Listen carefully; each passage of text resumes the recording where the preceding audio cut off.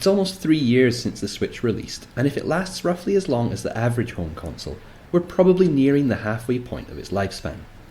Now cast your mind back, if you will, to early 2017, and you won't remember many people suggesting one of the plus points with the little hybrid being it would become a perfect home for some of the best shmup releases of the generation. But become such a home it has, and it's absolutely mind-blowing to think that drawing the line at 25 for this list was actually a seriously difficult task.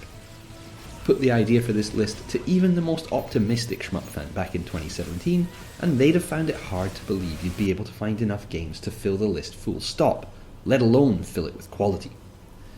But fill it we have, and to give you an idea of how much quality we've got to sift through, I can tell you that none of the games being shown over these opening remarks have made the list.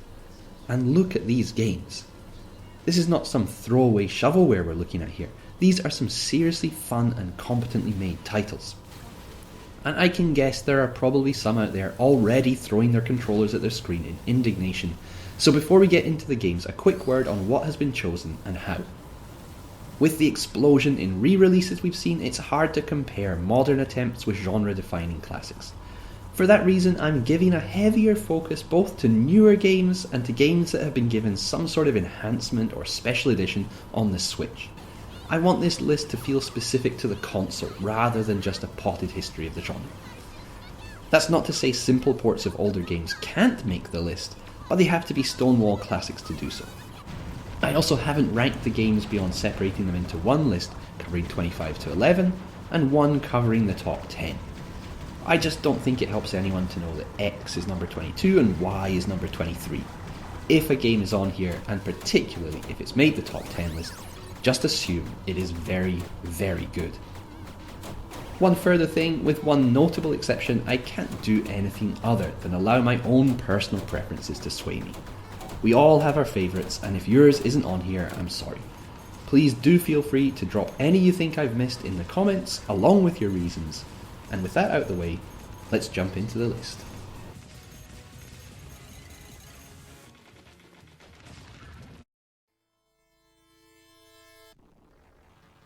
So to start us off, let's begin with the one game I personally don't like, but which is impossible to leave out. R-Type. Yes, I know it's a classic, and I am a terrible human being for not liking it, but I just don't. I can't get into it, and I find the visuals ugly and unpleasant. However, it makes this list because I'm very well aware of the seminal place it holds in the genre's history, and it would be churlish of me not to include it. Especially when the R-Type EX edition we have available on Switch features both R-Type 1 and 2, with both offering upgraded visual experiences, alongside the option to switch to the original graphics at any time during play, which even I have to admit is a very cool feature. Anyway, I'm sure you already know these games, and if you don't, you need to try them, even if it's just to discover that I'm not the only one who doesn't care for them.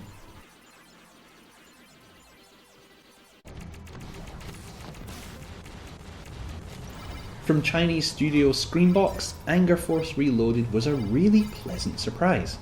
With its distinct cartoony visuals and clever implementation of both straight-up arcade and more accessible console progression, this is one that ought to offer something for everyone. Yes, it offers more than a mere nod to Saikyo's output, Gunbird in particular, and no, it doesn't do anything to push any boundaries, but it's a very promising start, and it would be great to see the studio take what they've learned from this outing and refine it for an Anger Force 2. Here's hoping.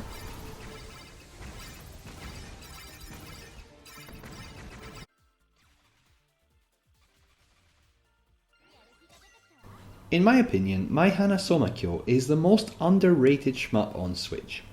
It's easy to see why.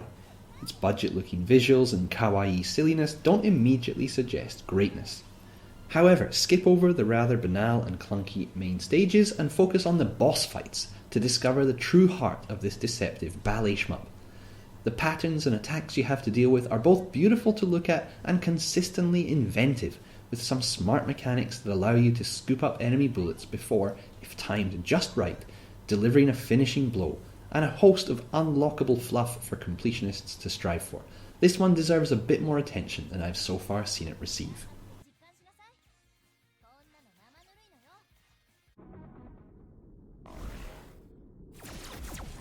procedural generation, roguelike. Many have tried to implement these into shmup form, and many have failed. Pixel Nest Studios, in the form of rocking pixel art space shooter Steriden, have succeeded spectacularly, and this tough hori is a joy to play on Switch.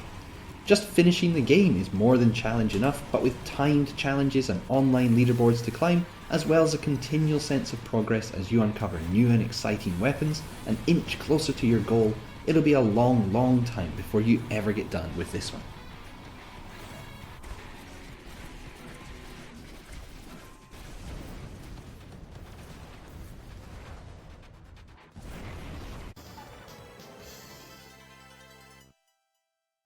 Makyo made a couple of forays into hori territory, and Tang Guy was by far the most successful of them.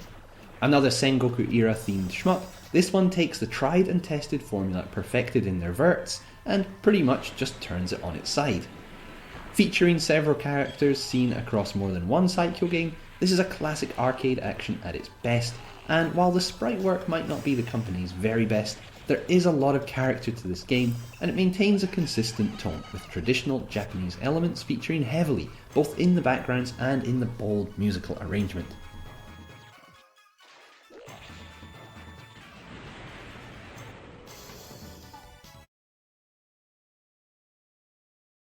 Through their Arcade Archives line, Hamster have brought a ton of classic shmups to the Switch, and a number of them are of very high quality. For this list, I've decided to choose just one though, and honestly, it didn't require too much deliberation to settle on Blazing Star to be that representative.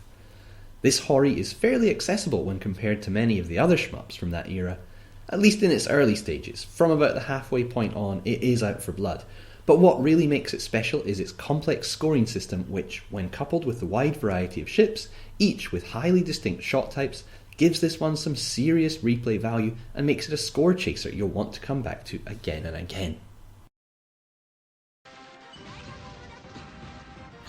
Makyo have a dozen games on Switch, and picking up their entire collection is worthwhile, showing as it does the progression and refinement of their output.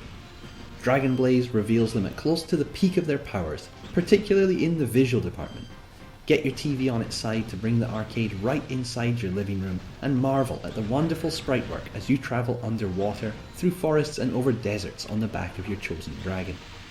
These dragons open up some new ways to play that seriously depart from the standard Makyo formula while still feeling unmistakably familiar.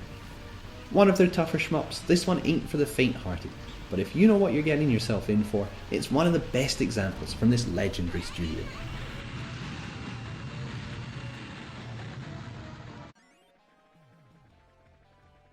The 16-bit era is renowned as being one of the best periods for shmups, and Thunder Force 4 is one of the big reasons why. Brutally difficult, this hori doesn't just encourage memorization, it insists on it.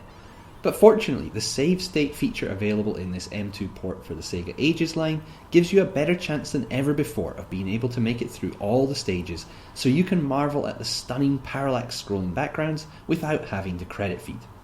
Footage, I feel, doesn't do this one justice. You need to play this to understand it, and despite its difficulty, it's an essential for any shmup fan.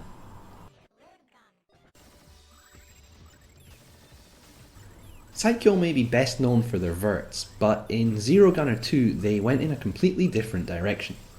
Literally.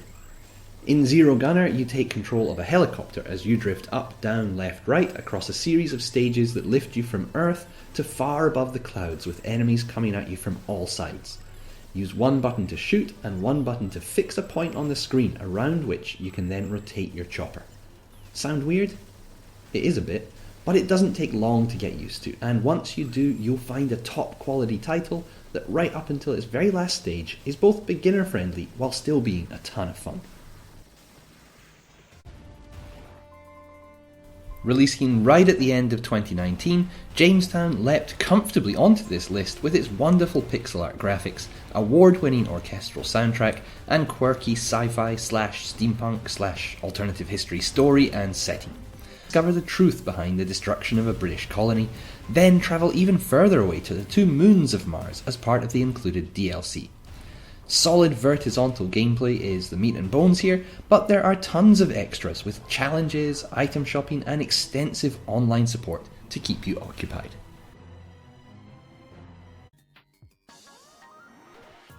Specifically designed to be beginner friendly, Ghostblade HD certainly managed to fulfill that aspect of its brief.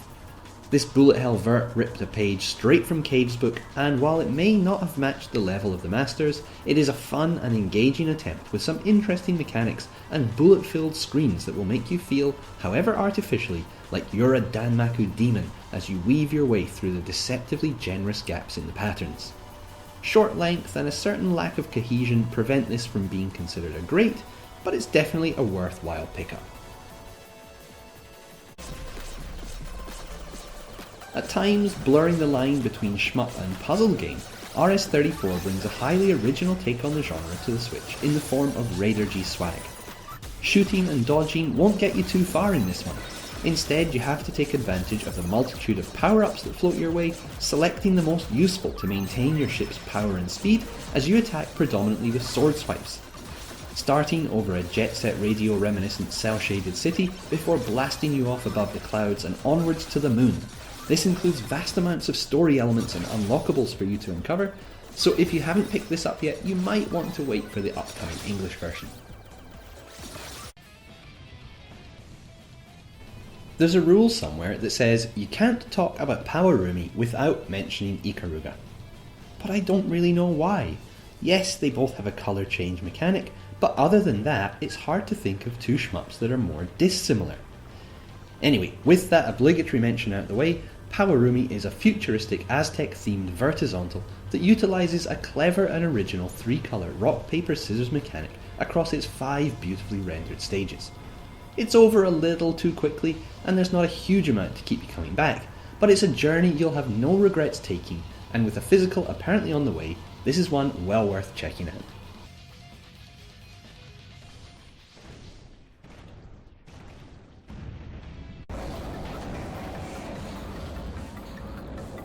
Do you like Euro shmups? I don't, to be honest, but I still liked Sternwind, an axially influenced example of the much maligned genre from German developers Duramic. The Dreamcast original came out many years after that system had died, and it's great to see it reaching a new audience on Switch.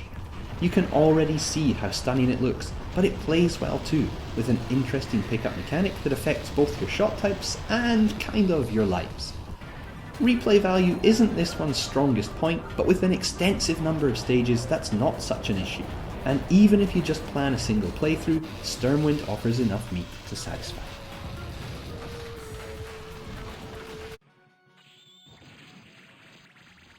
There are so many arcade classics people are clamouring to see brought to the Switch, and pre-release Visera was not one of them. However, it should have been. This Sengoku era set vert has been ported over by Q-Byte Interactive alongside its sequel, and the Brazilian developers have very kindly thrown in their own new take on the series with an endless mode designed for 4 players. While at first glance this could be confused for a Saikyo game, playing reveals a different story as you use your charge and melee attacks to wipe out hordes of samurais and defeat the real-life historical warlords and their not-so-real-life robotic flying machines on your also historically inaccurate hoverbike. Not for the faint of heart, this is from the balls-to-the-wall old-school stable, but it's great to see something so close to being forgotten, given a new lease of life on modern hardware. So, that brings us to the end of the first part of our list. Are you raging not to see your favourite so far? Remember, the top 10 is in a separate video. Or maybe you're raging because your game is on this list and you feel it should be in the top 10. Whatever your thoughts, do let us know below, and I'll hopefully see you for the top 10 very soon.